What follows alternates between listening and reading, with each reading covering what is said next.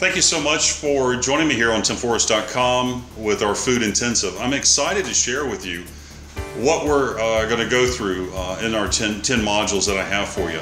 A little bit first, let me get into some of what this is about and how it's going to benefit you in your business. Specifically, the 10 modules are based on my 30 years experience in the food industry. I began loading food trucks 30 years ago, and then I was fortunate enough to move up to working with the largest branded food companies in the world, Nestle and Unilever. And a lot of the marketing programs, a lot of the scenarios, a lot of the insights that we're going to share today originated with my experience in working with those branded food companies at Nestle, Unilever, in the market and bringing brands to market.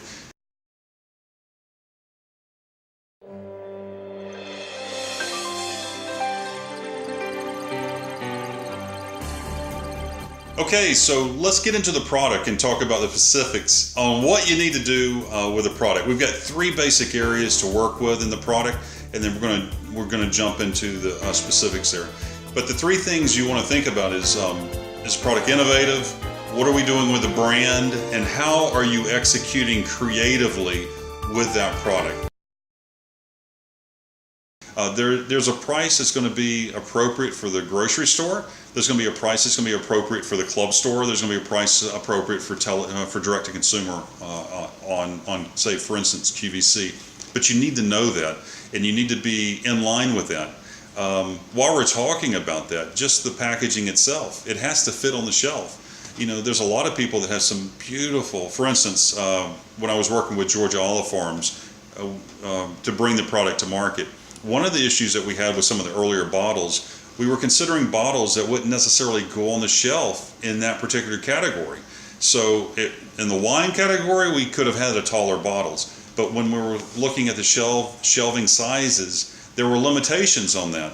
So the only way you find that out is by visiting the retailers and walking to the shelf and looking exactly where your product's going to go.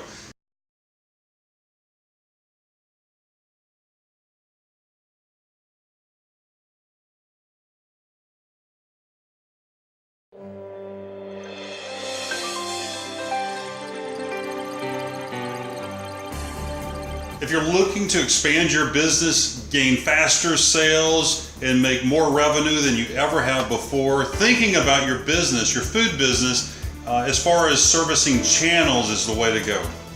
Part of the success I've had over the years is deploying my marketing strategy specifically for channels.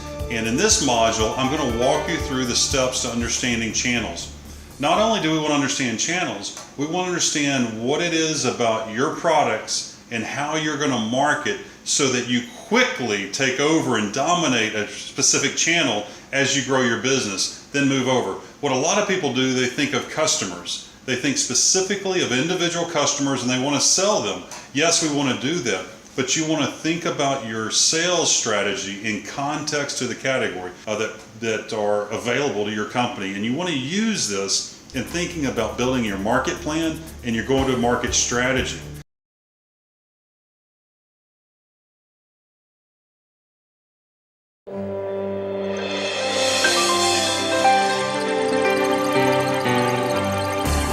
As I mentioned earlier in the opening, I've worked with some of the largest brands in the world on the food business, and from them, I figured out there were some real basic things that we needed to do, and I immediately noticed that when I was working with smaller food entrepreneurs, they weren't doing some of the basics that I've been doing for years with some of the largest food companies in the world.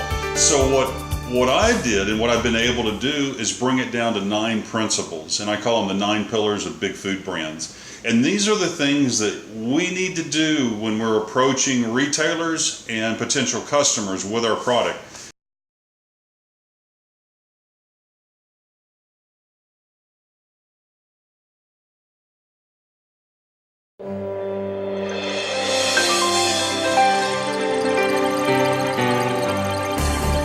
When you're in the meetings with the buyers, you want to bring this information forward and share that. It's going to be obvious to the buyers if it stands out tremendously, but you want to highlight those and why the decisions you've made about branding, about packaging, about the product, it relates back to the success of getting noticed by the consumer.